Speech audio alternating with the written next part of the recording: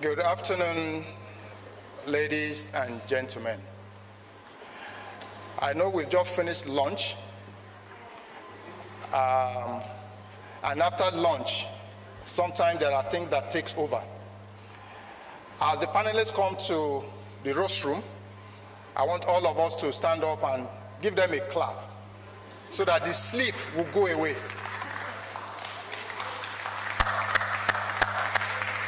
Panelists, please. Let's rise and clap for them.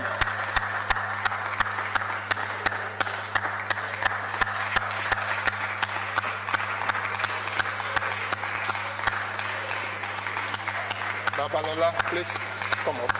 Yeah.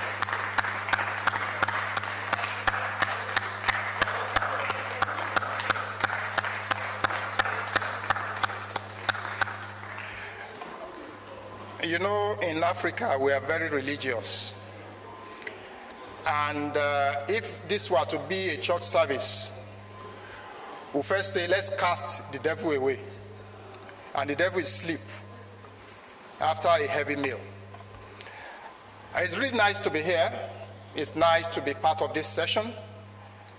And we have 7 women on the rostrum. I count myself as a woman because I grew up among 6 sisters. And I have a mother. I have a wife. I have 2 daughters. You can see that the wealth of my family, the custodian, are women. And all the issues we've talked about today, or since yesterday, we are talking about 50% of God's work. Just like what presenter said in the morning. God created Adam and he created Eve. There are a lot of things that have been set for us. But along the line, we derailed. We have 6 panelists. We have to do business as usual. The panelists will introduce themselves.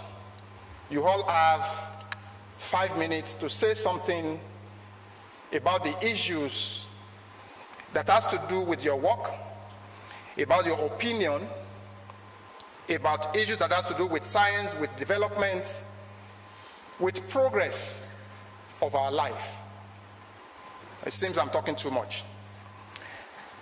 Let me start from Professor Babalola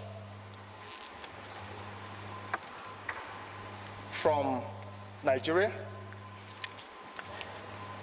You can talk from there. Just a brief. Who are you? Why are you here? How did you get to this level in life?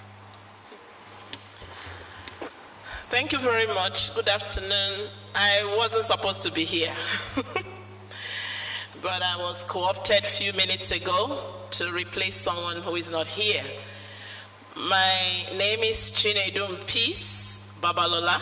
I'm a pharmacist and a professor of pharmaceutical chemistry and pharmacokinetics, University of Ibadan. But currently the Vice Chancellor of Chrisland University, Abeokuta, a private university. I'm here because I'm a fellow of Nigerian Academy of Science, and I'm interested in women empowerment. I thank God that I have been empowered by my parents who were educated. So I'm like on my father's side, the 2nd generation, on my mother's side, the 3rd generation. And so in my family, education is no joke. However, be that as it may, from the second generation, we have professors, PhDs. My father is a PhD holder. But in my own generation, only 2 of us took into academics, and the 2 of us are women. And one is late already. So the rest are all well educated, but doing well in their fields. And I must give credit to my mother, a teacher, and a head teacher who had 0 tolerance for failure. So the fear of failure was beginning of wisdom. And she made sure we were all trained. 4 girls, 1 boy. Even my father in his generation, 1 boy, 4 girls, all of them were educated. So my parents, especially my mother, played a significant role and put in me that ability to do my best. That's one thing she did, because there was no room for failure. And then for achievements, I never set out to be, the first this, the first that. But I think there's that driving me to excel in whatever I'm doing. And by the time I look back, they'll say, she's the first this, she's the first that, she's the first that. And in pharmacy school, I was at least each time the first 2 or 3. That's how I graduated and mentored a lot of people, and I was kept back to continue my education up to PhD. And I've had exposures abroad as well. But that's how I've been teaching in the university since I graduated, even though I'm a pharmacist, but I love my profession. And then I became the first female pharmacist professor in University of Ibadan, the first premier university, and became the first female dean, the first female head of department, the first female to give inaugural lecture. So everything just became first. Well, I'm the firstborn out of 5. And then I was the director of general studies, and while there I was able to introduce innovation that revitalized how examinations are done, even though I'm from pharmacy. So today the post-UME that is carried out at the University of Ibadan was developed by me and my team, and so we run 0 tolerance exam cheating and all that, everything computerized. I didn't read computer science, but I knew what to do. And I also introduced a nagging problem, drugs and mankind, to know in general studies so that people will know how to use drugs and also know about drug abuse.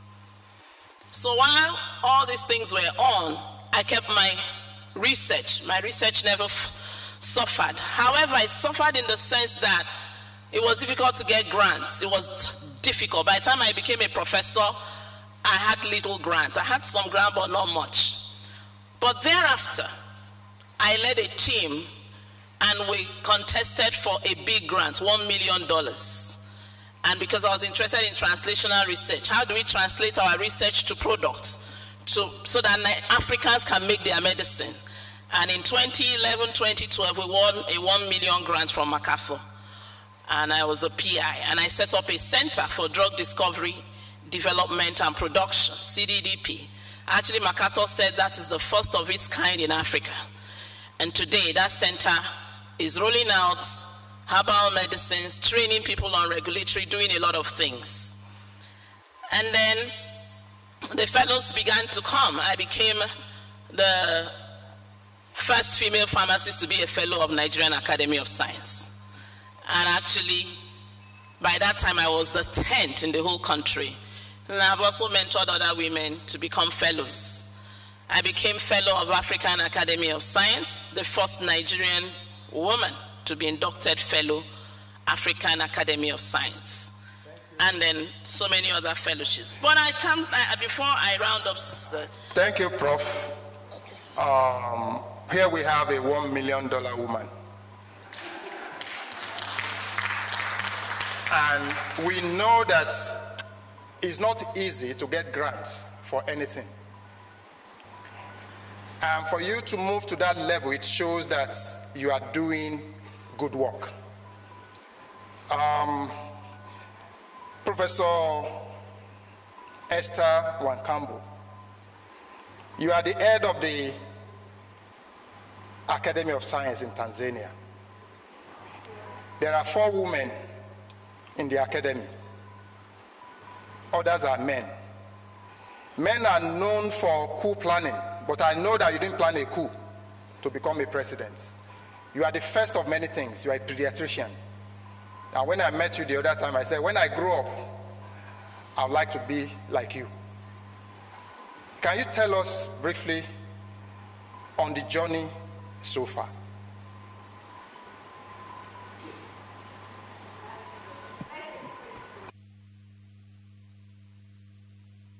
This one, eh? Okay, thank you very much, Chair. This is not on. Hello?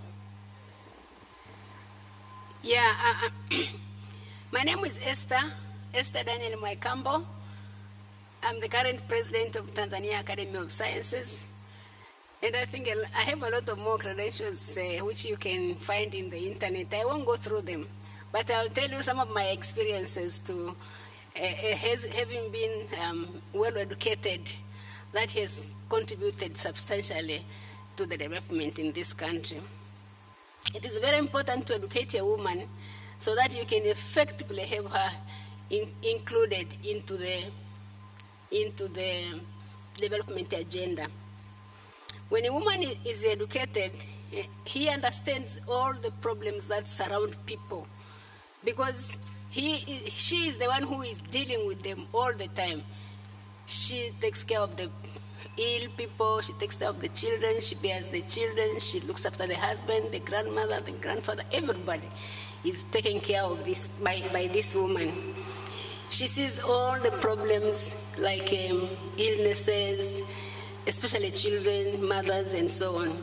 So when you educate them, they will be able to prevent these conditions, for example. Since women are responsible for all these things, then they are the ones who feel the pinch. So you educate them and you'll see how best they can make.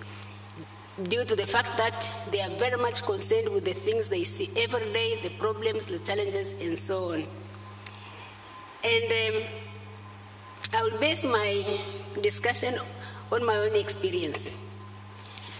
I come from a very remote village on the slopes of Mount Kilimanjaro. And I could see a lot of children dying when I was like 8 years, 9 years. I could see a lot of women dying. And everything at that time was, they said it was a superstition, you know, somebody bewitched them. But when my mother died, I was 10 years old. I could not understand that. I could not understand it because the person who bewitched my mom was one of my favorite women as a neighbor. So I said, this cannot. There's something wrong about this. So I decided when I was 8 years old, I said, when I grow up, I must know why my mother died. It must not be this woman who is killing my mom. So it was very difficult for me to accept that. And when I became a doctor, then I realized that my mama died out of cancer of the eye. And then all those diseases that were taking place in the villages for children, they were due to many infectious diseases like polio, pertussis, tetanus, and so many other diseases. And the mothers were dying mostly due to the pregnancy-related diseases and, of course, cancer. So what did I do? With this knowledge, when I became a doctor, I decided to work with the Ministry of Health. Now I'm a doctor. I work at our national hospital in order to reduce the number of infectious diseases in children. So in 1994, I was instrumental in the development of the expanded program of immunization. So eventually all the vaccinations were children were being vaccinated, and the infections of children were reducing year after year, and today almost 99% of children are getting vaccinations every year. But as if that was not enough, I decided to found the Medical Women Association of Tanzania so that we can fight against cancer which killed my mom. And believe you me, for the past 25, 30 years, the breast cancer screening campaigns in Tanzania have been very, very extensive. Every 3 to 6 months, they do campaigns in different regions. Every woman in this country knows this association. That was founded by myself. So I think that was a very, very good success from me being educated. When I became the Vice Chancellor of the Hubert Kairuki Memorial University of Health Sciences, I made sure that I came up with a policy that will enroll students at par, women, men. So, because if they follow the same line, you have a lot of more men than women. So I said, let's go at parallel. You get 50 women and 50 girls. And 50 boys to join the medical school in the MD degree. And it worked out very well. And nowadays, Kairuki University is one of the universities in Tanzania that has got a very, very good representation of women in that program. So I think with many, many other things that I have done, I happen to have been given many awards, including the Martin Luther King Jr. Junior Drums Major for Justice Award because of the services of developing women and children in this country. Thank you very much. Thank you so much. From age 8, this is what I want to do, and she followed through. We'll go to the south of Africa.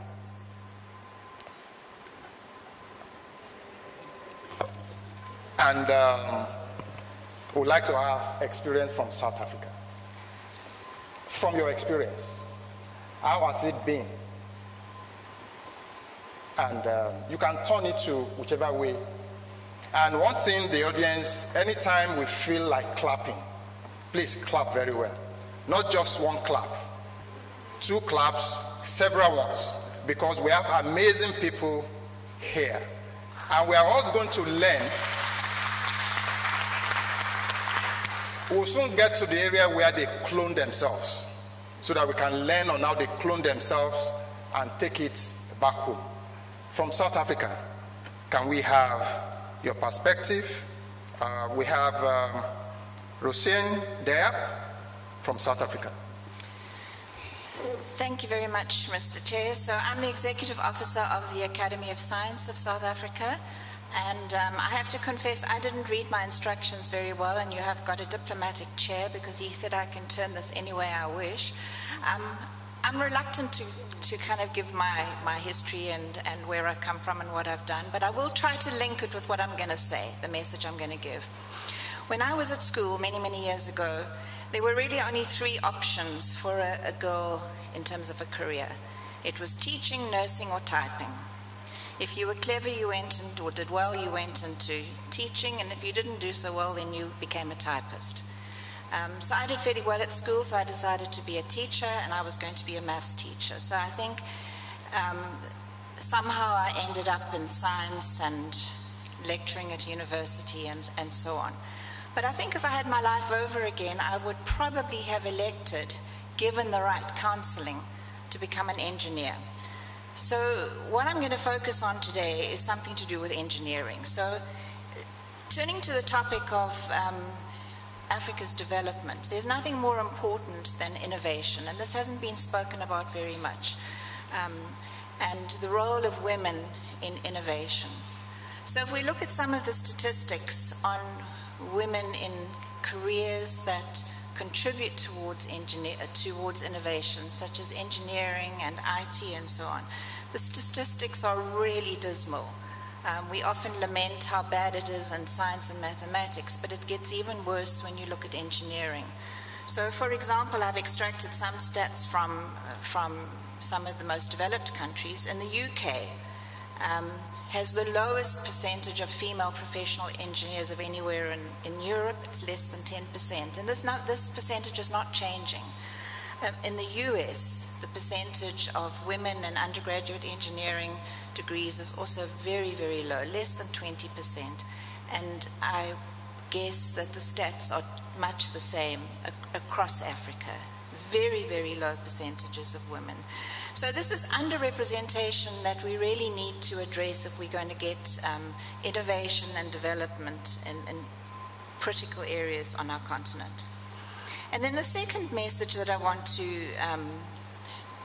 make, and that is the importance of applying a gender lens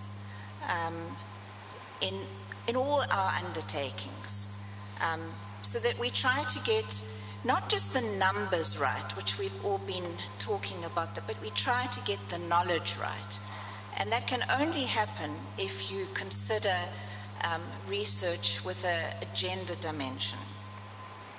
So what does applying a gender lens means? It means gaining new perceptions, highlighting poorly understood inequalities, uncovering new opportunities, and simply by looking at the research data differently, by looking at it from the perspective of both men and women, sometimes it throws up something completely different. And some of the most wonderful work that I've recently come into contact with came through a woman by the name of Londa Schiebinger. Some of you may know, she's a researcher at Stanford University. She was involved in our workshop that we hosted last year on gendered innovation. And her work mainly revolves around case studies and dispelling myths. So probably most of you are aware of all the research that's been done on safety belts, that safety belts were developed for men, by men, for men, and that they don't suit women, particularly when they're pregnant. But some of the more recent case studies that she's alluded to have related to the health aspect. Osteoporosis, for example, has always been thought of as a women's disease, postmenopausal disease.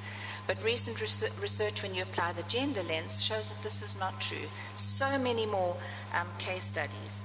And I could go on. And I think perhaps one of the most important things for us to think of going forward as we move into the era of the fourth industrial revolution and artificial intelligence, that very likely the gaps between women and men are going to be exacerbated, because machines learn according to the data that's been fed in, and very often the data that are fed into machines for them to learn have a bias to them. So it's something we really need to be very, very cognizant of as we move forward.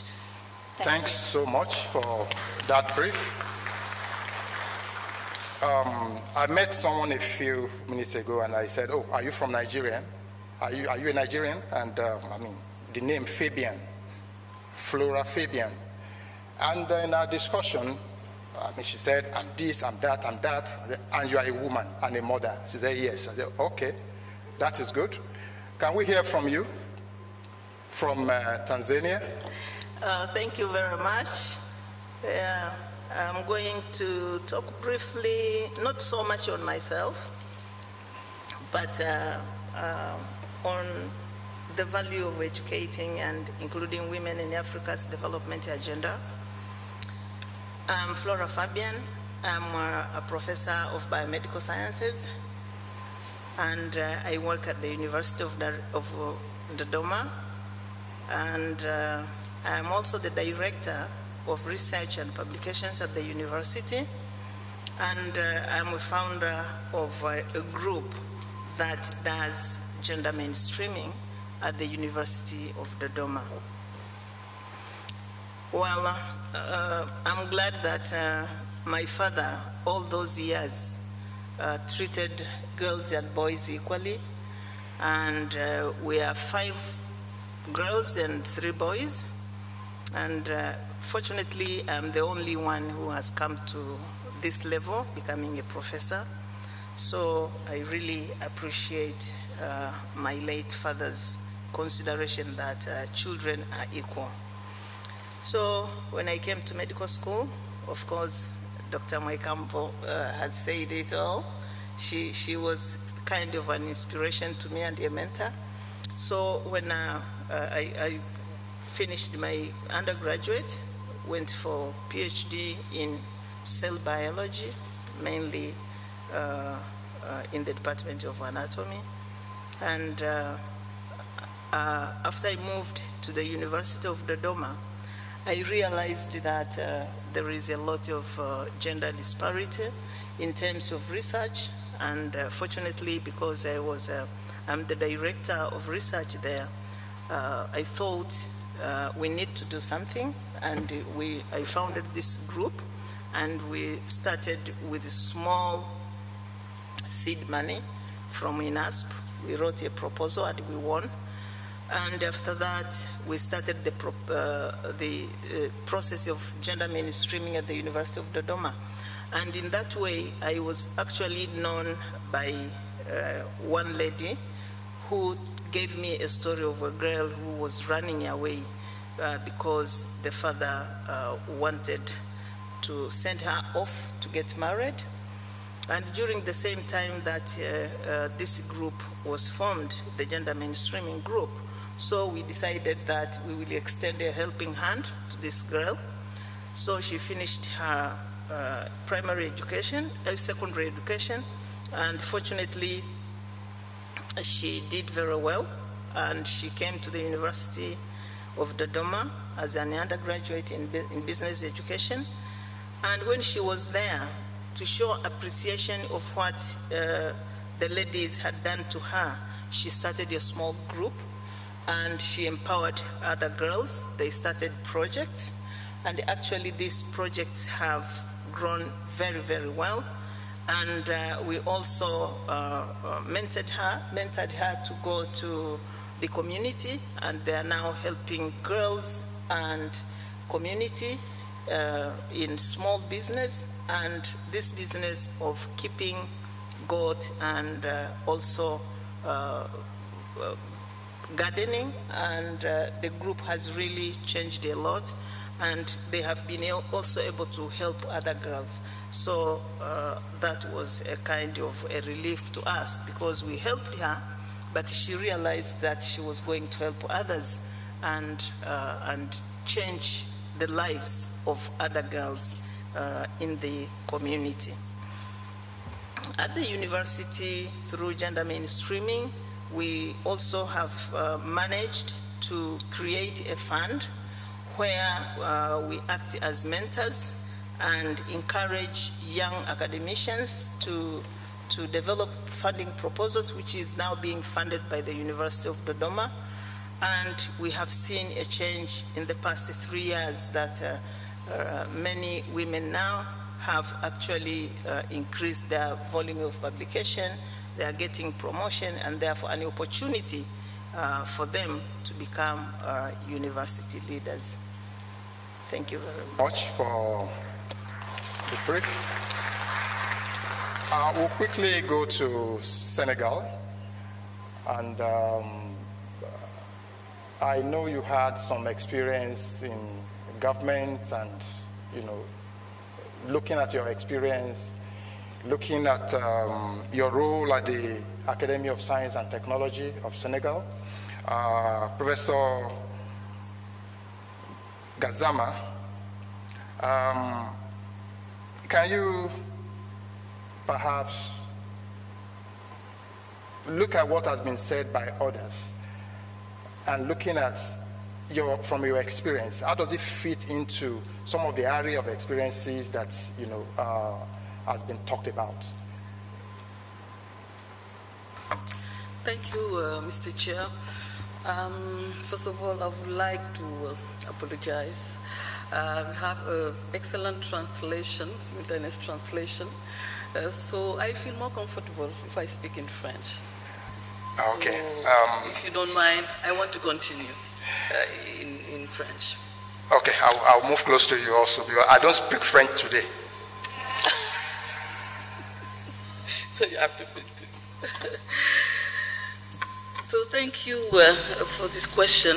Je voudrais tout d'abord I first of all would like to congratulate you for this excellent initiative of NASAC, of the French Academy of Sciences, and all the partners who have allowed us to have these discussions which are fruitful, changing ideas, exchanging around the issues of politics. It is something that's very, very important for the African continent in its development agenda.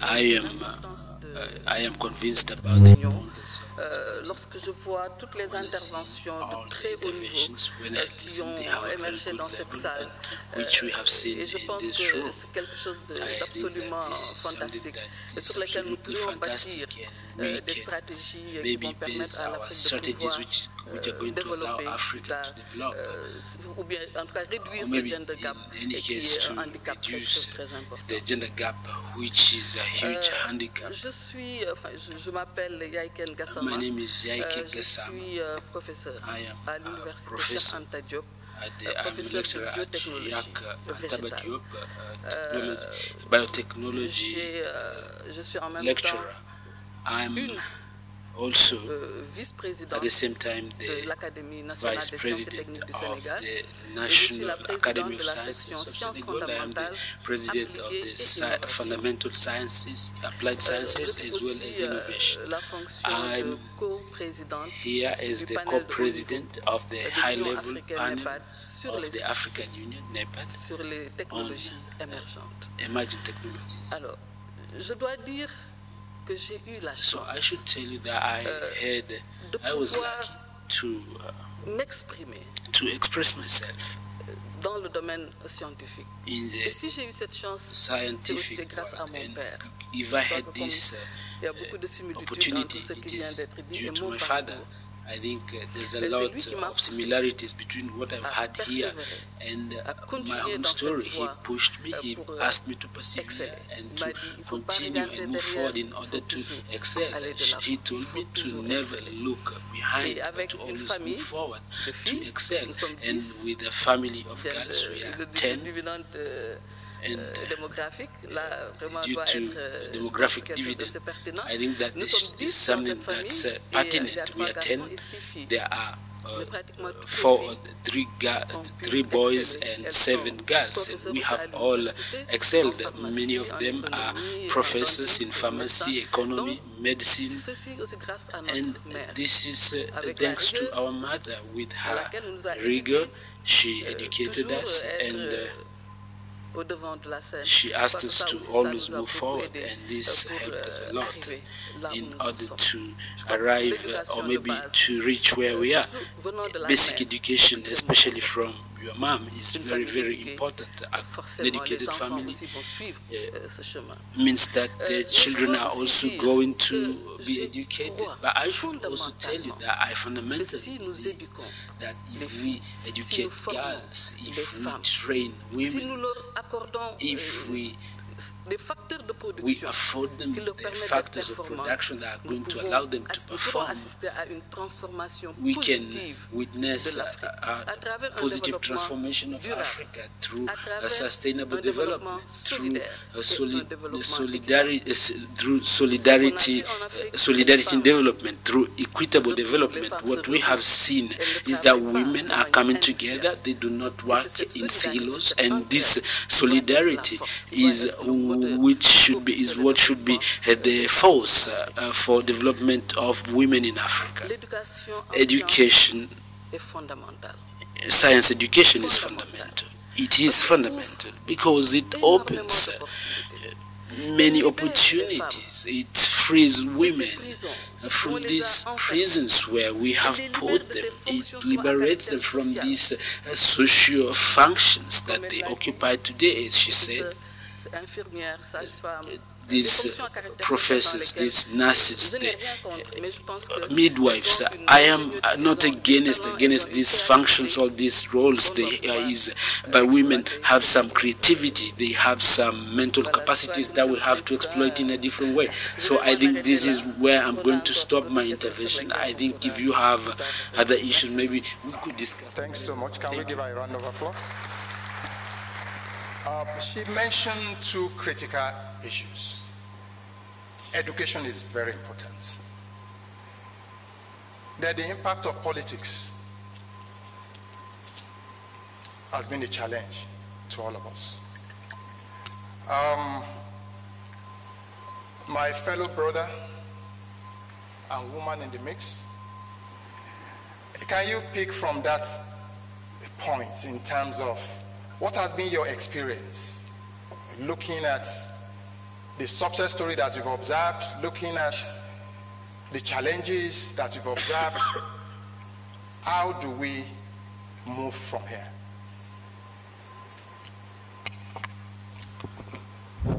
Thank you. My name is Godfrey Tangwa. I come from Nzonshwai, Shisong village on the grassy highlands of Bamenda. I'm basically a villager in my mindset, my thinking, and my attitudes. In spite of having had a Western type of education,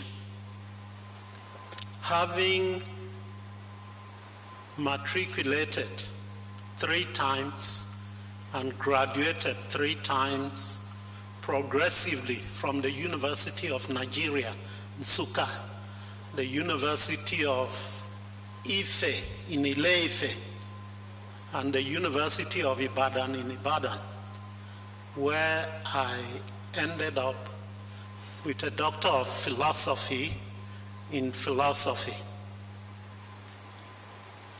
In spite of all that, I find that my thinking is that of a villager.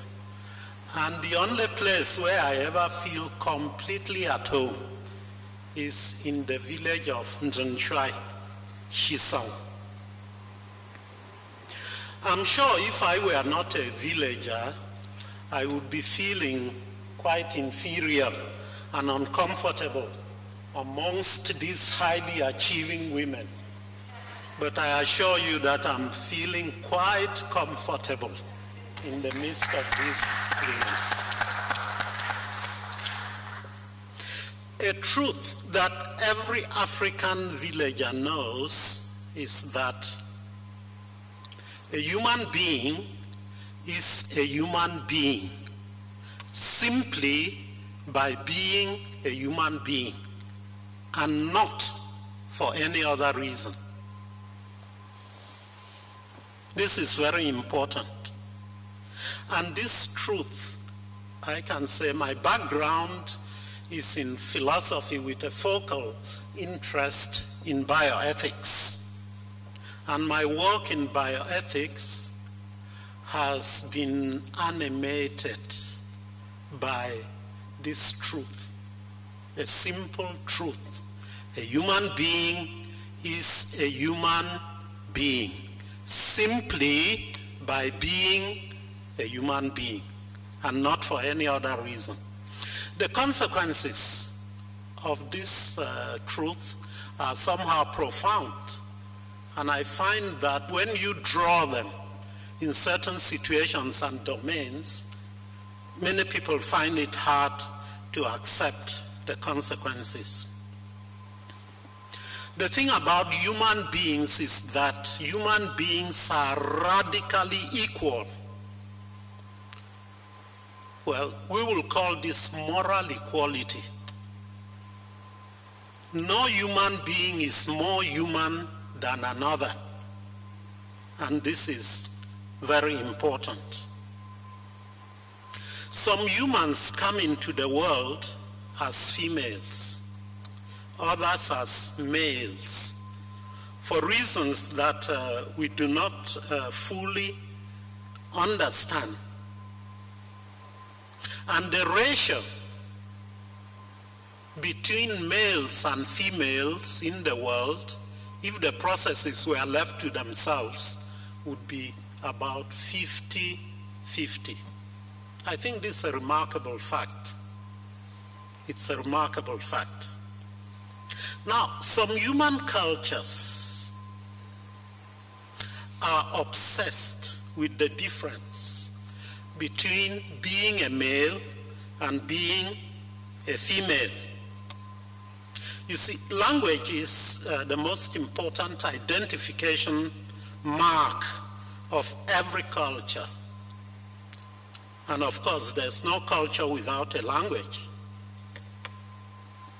And if we take an example of the obsession with gender, with being male or female, we will see that it's preponderant in European languages. Let's take only French, which we've been using a lot in this conference. French as a language divides even inanimate things into male and female. We say, for instance, table is la table, chair is la chaise. That means table and chair are women. But the book, le livre, is masculine. The livre is masculine. So the man, he sits on the chair and table and he reads the livre. He sits on the women to read the book. Meanwhile, his wife is in the la cuisine. That's feminine. Okay. The wife is in la cuisine. He's preparing le repas. Now that is male. And the repas will be brought to the man at the table where he is sitting. Now you get my drift. That is a language. It is obsessed with gender to the point of dividing even inanimate things into male and female. Thank you so much. Thank you so much. Now, this is getting very interesting, sir. The obsession with gender. We are running out of time. We're about 50 minutes. 50% of the time has gone. So I'll start from you. You've talked about some fundamental issues. And this fundamental issue, talking about inanimate objects as male, female, and all the other things. Is there a way out for us to advance as humans? I'll start from you. You didn't let me draw the consequences of what I gave as examples. Yeah, you are trying to draw me to think along your path. Okay. So let me draw my consequences. Yeah, if you have a question about what I've been saying, I would be very happy to answer it. Okay. So you have 1 minute. What I wanted the attention, in fact, what I had proposed to do was to say that the emancipation and empowerment of African women have solid foundations in traditional culture to build on. Now, okay, it was proposed that I should take part in this talk show. I don't like shows, but I like talk.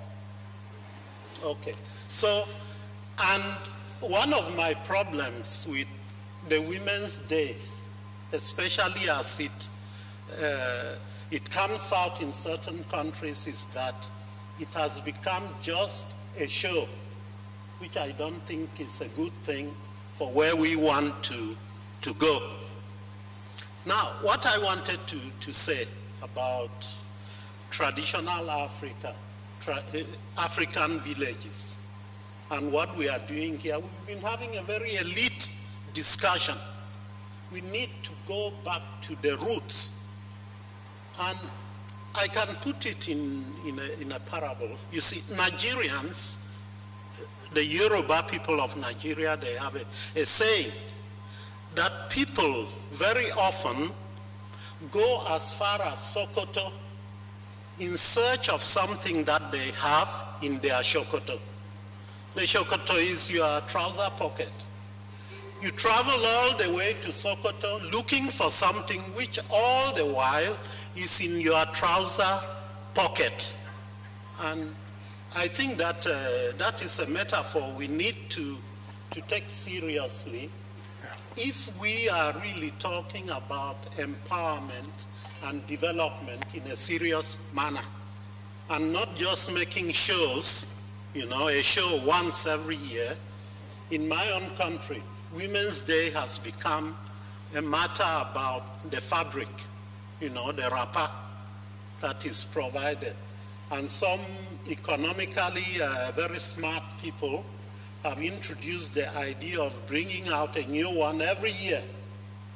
So it is that. And therefore I say that Africans, colonization has been an important factor in the life of Africans. Can we just stop it at that? Yeah, okay. The other panelists, point to stop. Where do we go from here? From your experience, Professor Munkabo, how do we ensure that the generation after us, you know, have better opportunities, you know, than us? Because when we say generations after us, our children are generation after us. Our grandchildren are generation after us. And from your experience, how can we ensure that they have better opportunities? Not only as women, but even as men. Because there are a lot of things that we take for granted. As a young man that knows that he's going to get married, you should know about a woman's menstrual circulation, menstrual period. It's basic, so that you appreciate what the other party is going through or will go through. If the foundation of the edifice, Professor Muikabo. Yes. Did you get my question? You know, me. Yes, I wanted someone else too. Anyone on the panel? But I can answer the question.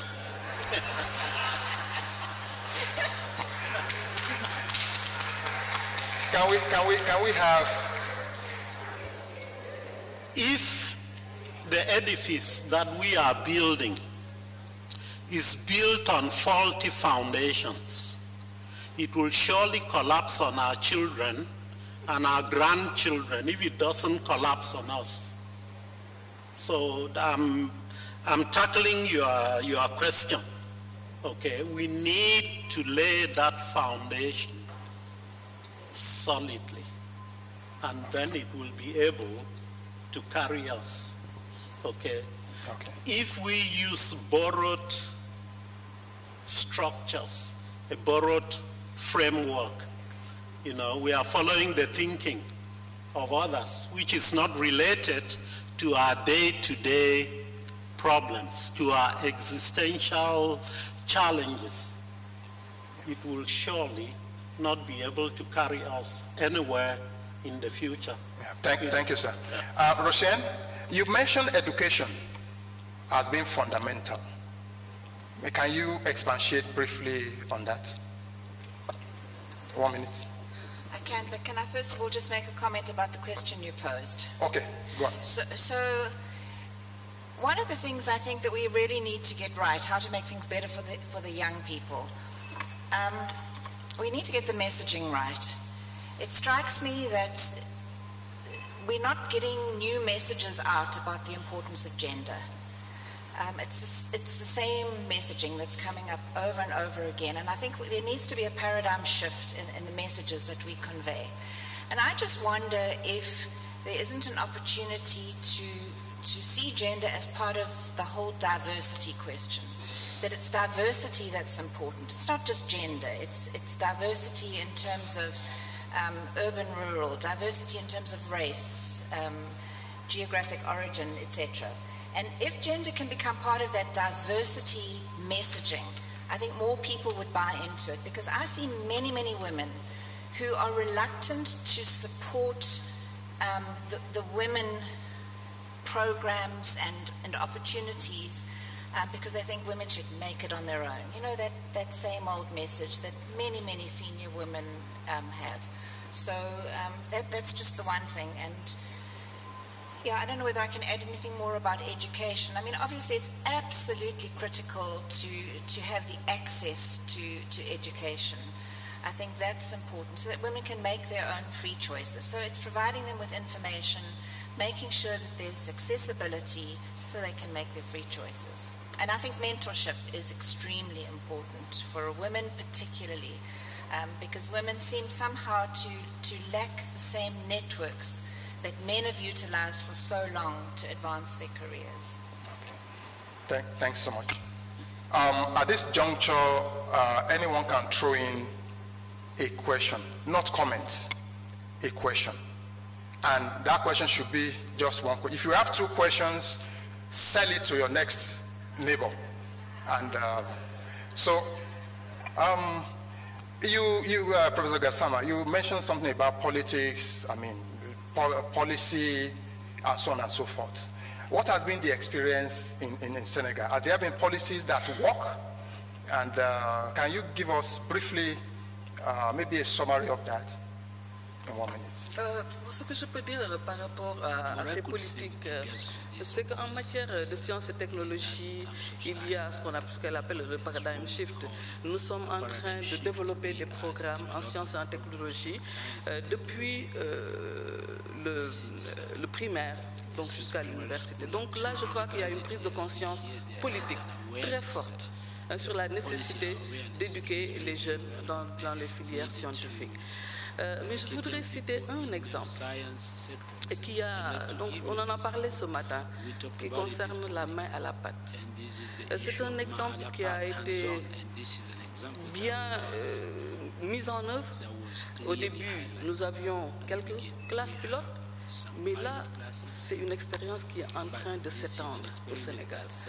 Nous avions une ville, mais maintenant nous avons 3 grandes régions, les plus grandes régions du Sénégal sont en train d'expérimenter ce modèle. Et ce modèle qui a été successful maintenant est en train d'être intégré dans la politique même d'éducation du Sénégal. Et je crois que ça c'est un élément extrêmement important qu'il faut souligner et qui est un exemple réussi sur lequel on peut se baser pour dire que l'éducation en sciences peut être quelque chose, peut être un élément important justement dans le dispositif, dans le système éducatif en Afrique. System in Africa. We have a question there. Thank you. Yeah, can you introduce yourself? Yes, Professor McGlade from the Masai Mara University, formerly the UN Chief Scientist. I would like to press the panel because each one of you had a fantastic parent, or 2 parents. It was great. But I see more and more that the emphasis is going sort of up the education stream, and I keep thinking nobody's addressing the beginning, the early childhood development, where you have an opportunity, because we have so many women who never went to school. They don't even know what it's like to go to school, so they can't provide the home environment for a child who comes back from school to do their homework. They don't even know how to use a toilet. So I'm just wondering, in this whole conversation, is anyone going to tackle the early childhood development stage before we get, sort of too tracked into the high end? Because we saw the film, how you can even teach science at the very, very earliest stages. So I'm just curious if any of you have had good experiences in the early childhood development back in the village before you even get to school. Thank you. Yeah, thanks so much. I love that question. Most of us we came from one village or the other. It's only when we went to the university, we go to the city, big city, university, you got a job in the city. But looking back, I think that's the question you ask. How was it? At that little stage where you can't even make the decision by yourself. What has been the experience? Professor Babalola. Thank you very much. I would start from my grandparents. They didn't go to school on my father's side. And they had contact with missionaries. But I saw them reading and writing in my language. They couldn't read and write English, but they could read and write Igbo. And they learned that at their later age in life. And it made them to send all their children they were the first family to send all their girls to school. They had 4 girls, 1 boy. My dad is the boy. And they send them to school. So today, I'm always craving. We have people, even in the cities, in the villages, who go to school, but they cannot read and write.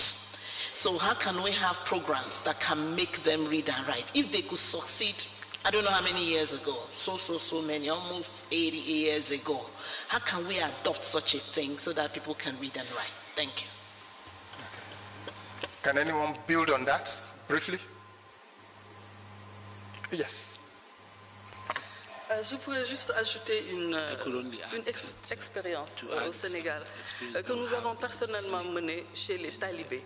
Les talibés, ce sont des jeunes qui n'ont jamais été à l'école et qui mendient dans la rue. Et ces jeunes, nous les avons formés. Nous avons formé 2000 jeunes dans des petits centres comment on les appelle, centres de recherche et d'essai.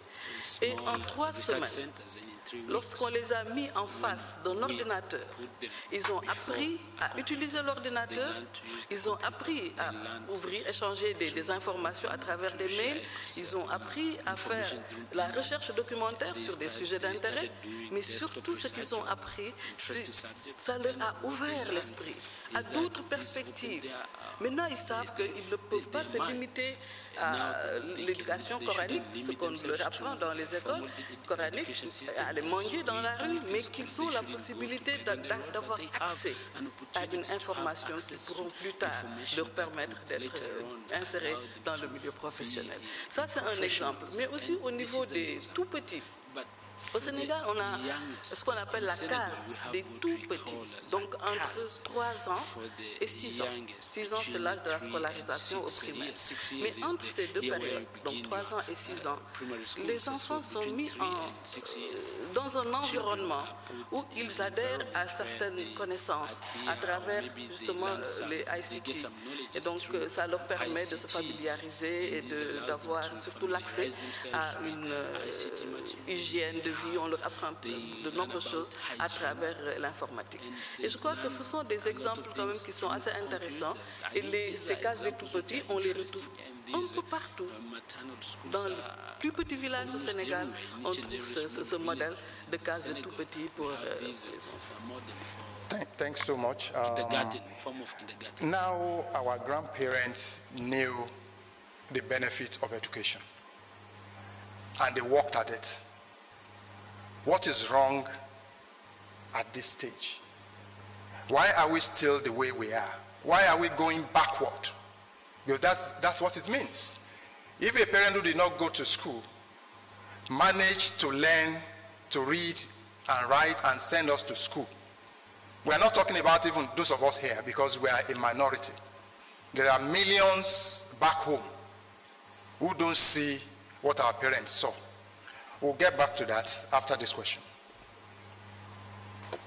Hi, Egil Gledhill from South Africa. I think the value of education is indisputable.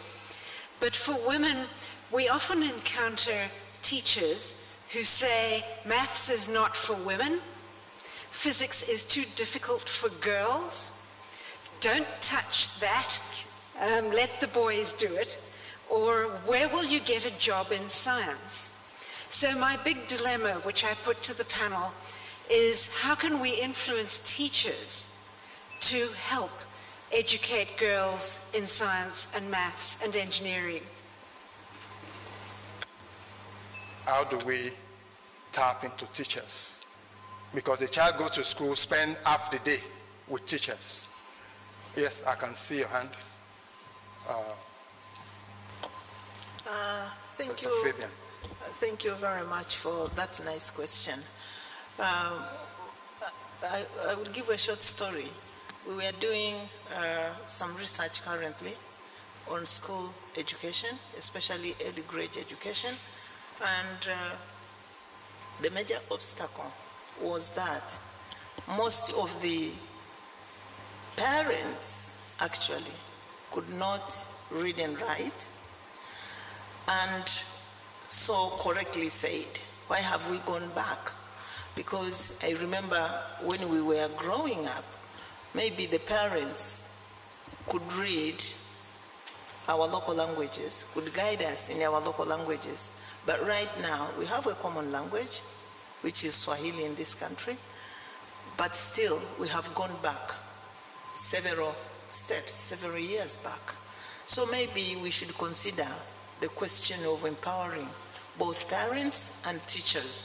One of the studies which was done to empower communication and collaboration between teachers and parents actually was found to have a positive impact on the performance of the early grade readers. So I would go back to the question of governance. There was a time that adult education was introduced, it was thought to be useful, but now it's not there. So it's like we keep on changing, and these changes, they will finally impact on both parents and teachers. So there is a question of reaching both teachers and parents in this regard. Thank you. Thanks so much. A question from there? We have 3 from here, we have 2 from here, and then we have 1 there. Mr. Chairman, my name is Professor Atemo Micheka, Honorary Secretary, Kenya National Academy of Sciences, and a former Vice Chancellor. I have just a question to my senior, Professor Mwekambo. As former Vice Chancellors of, say, East African universities, what have we done to promote education for female qualified students? If she can't answer, I shall help answer the question. Prof, over to you. Huh? In terms of encouraging qualified female students, what has been the effort that has been put in place to encourage that progress? It's not just, you know, for a woman, there are challenges. You may qualify and not the other thing, and something happens. So what has been there, or what can we do to ensure that if you are qualified, nothing can stop you?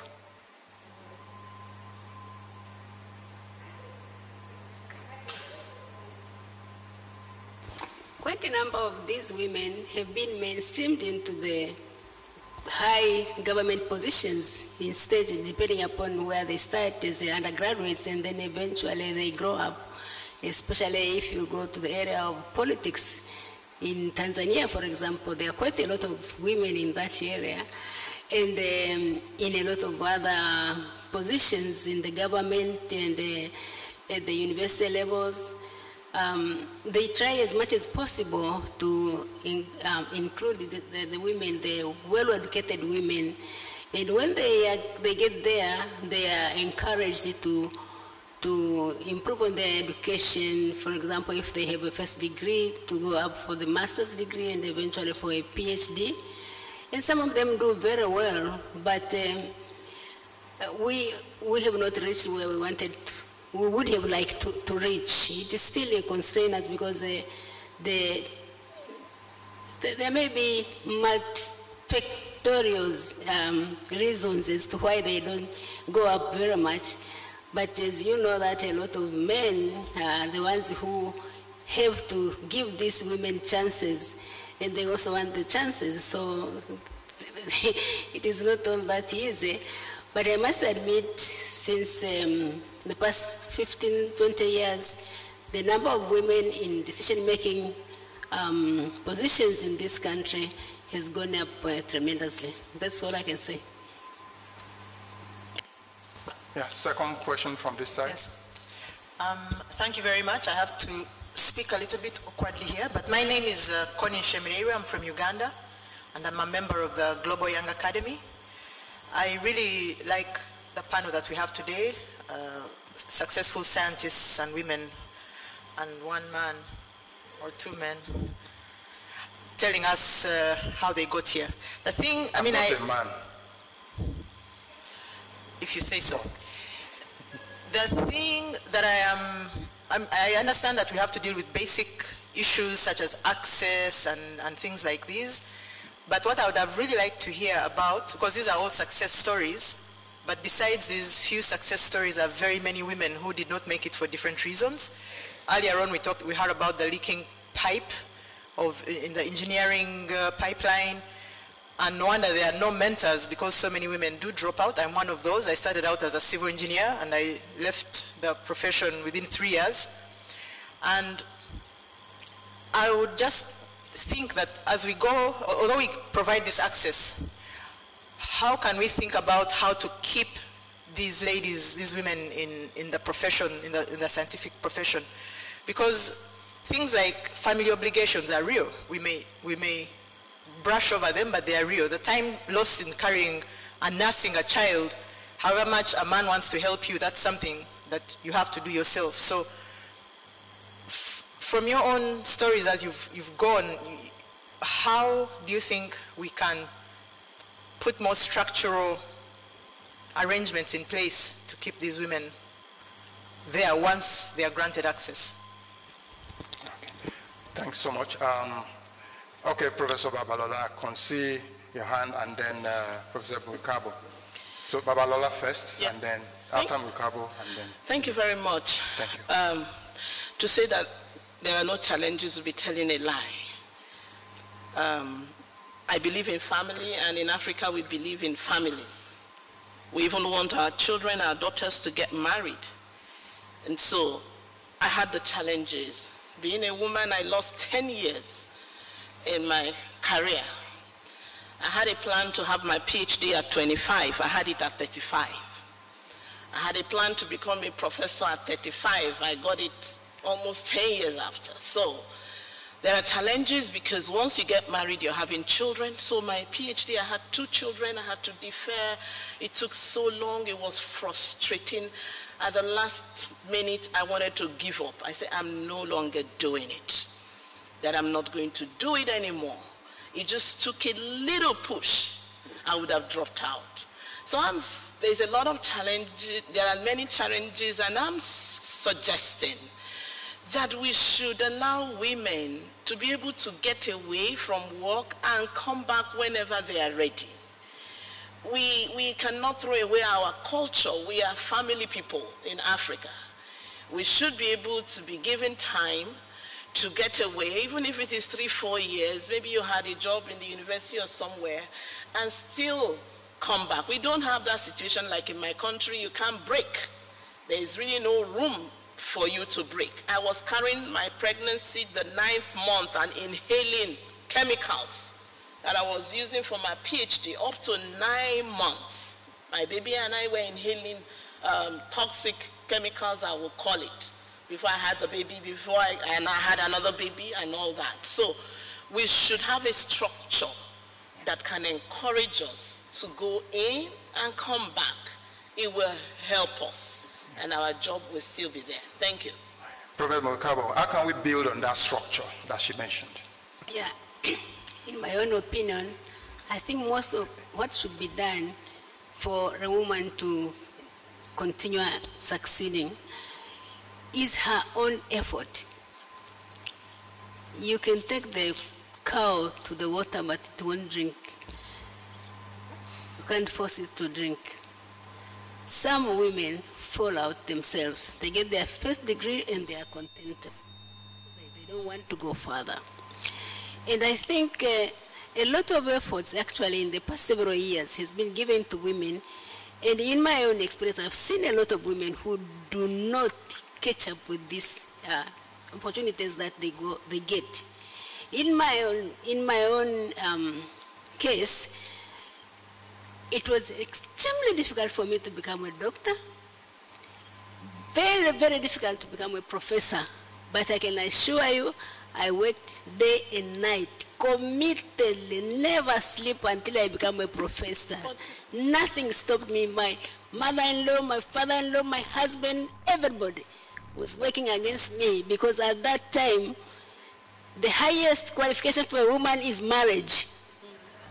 So if you have a husband, you are the most highly qualified as far as our culture is concerned. Yes, I abided to that, but I made it because it was my own effort to work on it, because I was exposed and I did it. I don't normally want to give this history because it was extremely difficult. I will cry and cry, but I will work. All the men were against my promotion. When I became a lecturer, it was difficult to become a professor. Never. Not this one. I made it, but through my efforts. Professor Shao is there, he knows about it. It was very difficult. But I made it because I was working very, very, very hard. So I want to say that women themselves, they have to want and believe and work for it. They shouldn't expect somebody to bring the food on their hands and then make them chew it and swallow. Thank you very much.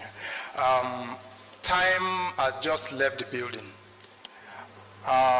We'll come back to some of those answers. We have just like 15 minutes more, and we have many questions. Mr. Chairman, I'd like to make a request, please, if you don't mind, sir.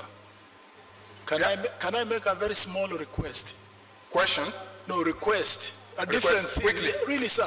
You know, really, some of us in here have had really long experience, and I do know some colleagues in here who even have been vice chancellors.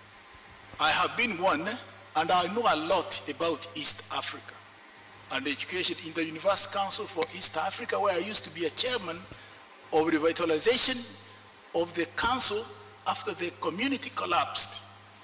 And I like to really add that universities vary, and I do understand the headaches of madams finishing campuses and finishing their courses. But let me say this, in my own experience and within the Kenyan universities, in fact, a madam can leave the university even for a year and withdraw on good cause, having a child. You can't go to a child in a laboratory and inhale chemicals. I'm simply saying this, that perhaps thinking of vice chancellors and deans and chairmen of departments vary within the region. But good practice is simply that anybody, anywhere, anytime can withdraw on good cause, that I shall come back to finish my course within a given period of time. So let us not completely over damage, abuse the seats of vice chancellors and chairmen and deans of departments and faculties to the point of having madam with a baby inhale chemicals in a chemistry laboratory, when there is a law, regulations, and statutes governing course, the duration. That's why they take 8 years to do masters, maximum PhD. Masters 3-4 years, and bachelor's lower. So really, those vice chancellors who are here seated are not taking up what is being said, should note that there are variations and good. I have done this. Yes, 13 years of a vice chancellor is not easy. And I graduated even staff from this country who are now very senior persons in this country. Thank you, sir. Thanks so much, sir. That is a lot of experience. When you see my own gray hairs, it's not experience, it's wisdom. Thank you, sir. We have one question here, briefly, 30 seconds. There are two here, 30 seconds, so that we can use the remaining 20 minutes on the podium. Yes. Thank you very much, and I'd like to congratulate the panelists for their contributions, which are very provoking. But I want to remind us here that there was African traditional education before Western education. And the African traditional education had values and addressed mind theories, which was demonstrated today, even though with examples from France, but which are issues and practices that are our children engage in during early childhood. Mothers train their children how to toilet, teach them values. They've never been to school, but the African traditional education system did inculcate those values in them. And so we must start from there as we move on. I think my other preoccupation is that we don't even understand women. We don't know their needs, we don't know their interests, we don't know their aspirations and expectations from their context. Please, just excuse me. So it is important that we understand the psychological needs and do empirical studies to understand that before you put in place all kinds of expectations and put a mechanism in place to evaluate and monitor what you expect of women before you go on addressing their educational issues. Relevance is a very important factor. Thank you, ma'am. Let me say that this session is not going to end here. There are many questions that need answers. At 11 p.m., we'll open the session again. If you can join us. Yes, from here. Thank you very much. Francisca Neko Keke. There was a pertinent question Professor Egel asked, and it has not been attended to. That is, what should be done to teachers, teaching our children, particularly in maths and physics, who will come up and tell them it is a difficult subject and so on and so forth. And therefore, it is no-go area. Very, very crucial and important, because that is where they lose the interest. And I am suggesting that we have workshops, local, not international, training the trainers, so that the teachers will actually know what they're doing. Because in my own time, I nearly lost interest in physics because of my teacher. So it's very, very important. Let's also address that point. Thank you very much. Thank you. The lady in green. Sorry?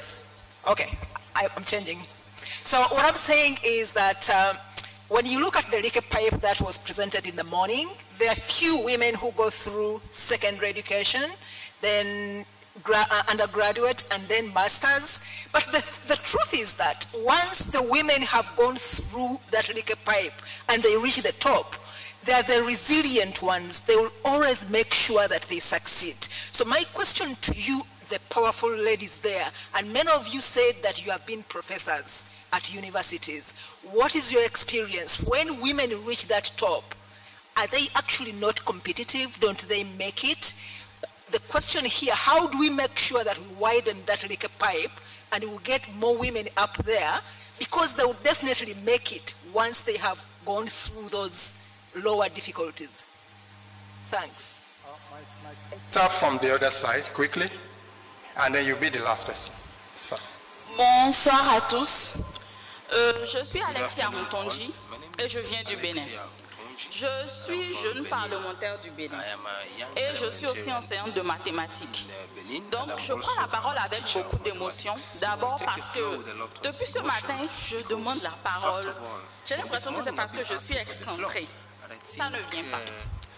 Là, je vais commencer d'abord par dire qu'il y a une grosse partie de la population qui est oubliée. Ce sont les jeunes. Mesdames, vous êtes des mères. Je suis très émue. Nous avons parlé de la petite enfance. Nous parlons de vous aujourd'hui. Mais tant qu'on ne fera pas des actions pour que beaucoup de femmes aient le bac scientifique, pour avoir même accès à la série scientifique, ça ne servira à rien. Parce qu'avec un bac A, tu ne peux pas faire la science. Il y a des milliers de filles chaque jour au Bénin qui ont des bacs A. Moi, j'ai un bac C. Dans ma classe, nous étions 4 sur 22. Nous nous sommes inscrites à l'université. Aujourd'hui, il ne reste que 2 qui sont encore en sciences. Il y a moi qui suis au Bénin. Et il y a une autre de mes collègues qui a dû voyager pour pouvoir continuer ses études. Parlons de ce qui empêche les femmes d'avoir accès au baccalauréat. Parlons de ce qui empêche les filles d'avoir accès au BEPC. Je trouve que c'est vachement plus important. Et je trouve que si nous avons beaucoup de femmes, ne serait-ce qu'avec un bac scientifique, qui ont accès aux filières scientifiques, on en aurait beaucoup qui vont devenir professeurs. Et j'aimerais que vous nous parliez de ce que vous avez fait pour passer à travers toutes les mailles du filet. Parce qu'entre-temps, sur la route, il y a les grossesses précoces. L'année passée, dans mon pays, nous avons compté 3000 grossesses d'adolescents dans le système scolaire. Qu'est-ce que vous avez fait pour ne pas tomber enceinte quand même au collège? Excusez-moi, je ne sais pas. Comment vous avez fait? We have 3 minutes more and you won't have answers to those questions. Yes. Comment vous avez fait pour résister au harcèlement sexuel? Comment vous avez fait pour ne pas céder aux violences? Moi, j'aimerais vous entendre parler de ça. Je vous remercie. Well, I'm chairing this session, and it seems I have the final say. We'd like to hear from our panelists. If you've not asked a question, please, I'll say sorry. Time is against us. We have just 2 minutes more. Can we look at some of the array of questions, our panelists, and give a response? I'll start from South Africa, and then we go to my fellow from Buea, Cameroon. Yes, go on. Briefly. Okay, so I'll address the question about what can we do to with our teachers to help them not to say those kinds of things to students. I think it's also a broader issue. It's not just teachers telling students that they can't do maths if they're girls and they can't do physics. I think teachers have a huge influence on young people, and very often teachers are responsible for telling children that they're stupid, they can't succeed. And I have experience in that in my own family with my son, who his whole school life thought he was stupid.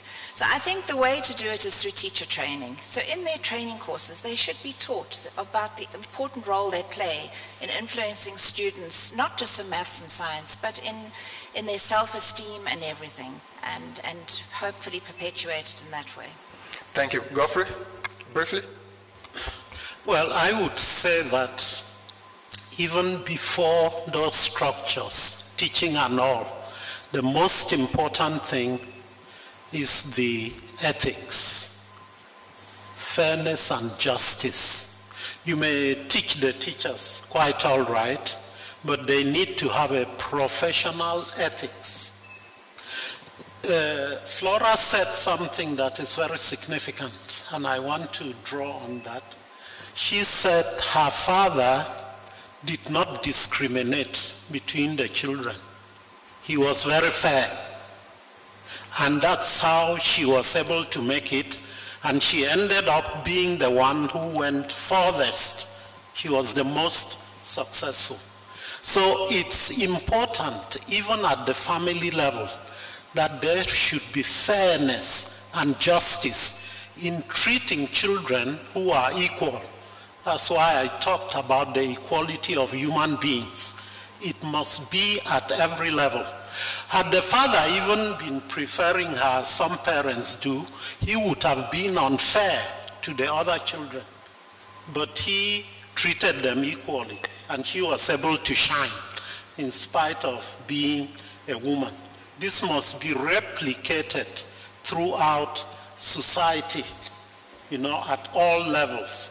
What we have now is that in government, there's no fairness, there's favoritism, and so on. And we don't exclude the fact that women may also be unfair when they come to positions of power. What we want to ensure is that every exercise of power is done fairly. In Rwanda, everybody draws attention to the fact that Rwanda is doing very well. And you see that there are more women in positions than men. I don't think that that is accidental. I think that what has happened is that Rwanda has boldly introduced a system which takes fairness and justice seriously. If that is done anywhere, the ratio between men and women will be approximately 50-50. Thank you, sir. That's the point I want Professor Babalola, briefly, your last word. Thank you very much. I still feel that we need to strengthen the family, the African family like we've been told today. so that we have behavioral change from the family, whether they're educated or not. My mother told me, if you know maths, you will know everything. The only thing she taught me was maths, nothing more. And that helped me a lot. And Ben Carson that we read about, the mother never went to school, but encouraged them to study. So let's go back to the grassroots, all our NGOs, let us change the mindset, the behavioral let there be behavioral change from the parents to the young girls, the importance of education, the importance of mathematics, so that they don't misbehave. We kept ourselves because we were taught good home training. Thank you. Thank you so much. Professor Fabian, quickly. Last word. Thank you. I'll just say one sentence that many have said. If we have empowered the teachers to actually encourage the children, we have done it all, because that's where we'll start. And then when they come up as youth, then we will have a good foundation. And the second thing is to empower the family. That is where we should go. Thank you. Okay. Professor Gassama, last word. Last word, je voudrais juste rappeler que cette question de non-adéquation du profil de la fille par rapport aux filières scientifiques, c'est juste une perception. Nous avons mené une étude avec le programme FAWE-FEMSA, donc qui s'occupe de l'éducation en sciences et en mathématiques. Et on s'est rendu compte que ce sont les filles elles-mêmes qui ne se sentent pas à l'aise avec les sciences mathématiques. Non pas à l'aise, mais par rapport à la manière dont les mathématiques et les sciences physiques sont enseignées. Mais dès lors qu'on change de système d'enseignement, notamment avec la main à la pâte. Donc lorsqu'on passe d'un enseignement théorique à un enseignement qui relie justement toutes ces théories à une réalité quotidienne, les filles excellent. Et j'ai été mentor de plusieurs filles dans le cadre de ce programme, et je continue à faire du mentoring pour les filles qui sont à l'université. Et je pense que c'est ça, c'est là où se situe le problème, et c'est là où se situe la solution. Donc il faudrait qu'on ait des programmes qui soient adaptés à l'esprit, donc à ce formatage des filles, et qui fait qu'elles sont plus réceptives lorsque l'explication est plus pratique que lorsqu'elle est théorique. Et je pense que ça peut être une voie pour ramener le maximum de filles et les éduquer dans le système scientifique. Yeah, thank you, Mas. Professor Mwikabo, can we have your last word? I just wanted to build on what all my colleagues have said about the training from the younger age. I think the inquiry-based science learning, as has been presented this morning, is probably that should be the way. Because as a pediatrician, you realize that children learn by handling things, not by hearing. They can hear, but first they want to handle it and dismantle it and do whatever, and then only from there you can tell them they will understand. So I think that's the best way of doing it. The other questions which have been asked about what did we do to get here, avoiding all the violences and all those hardships and so on. These are in the tradition. They are embedded in our traditions, in our culture. They will always be there in a small way nowadays, but it is it would be wrong to say that you can eliminate them immediately. But gradually, a woman has to empower herself by knowing that these things are there. He's going to face them and be prepared. We teach at the university about the violence. Even in the university, the educated people are still violating women. So these are there, but we give a lot of sensitization about why they shouldn't do it and so on. And if it starts early, at the early childhood education, I think this is going to make more impact than if we start at the university level. Thank you very much.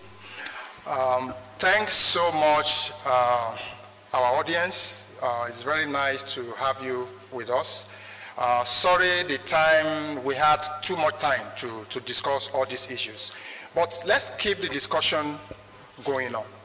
And one advice I would like to give is the fact that we need to involve others. My name is Akinjimo. I'm a science journalist from Nigeria, and I would like to urge you to grow more science journalists in your countries so that the issue will not stay with us in the lab. I train as a medical physiologist, but I'm a journalist by practice. And all the issues we are talking about are issues about ourselves. If we don't address it, it will haunt us. It's not a cause, it's a fact. So let's stop the discussion here. Let's keep the discussion going on, and let's exchange cards so that we can learn from other places. As an African, I belong to the African continent. I don't belong to Nigeria. Everywhere is my home, and everywhere should be your home also. Let's give our panelists another round of applause.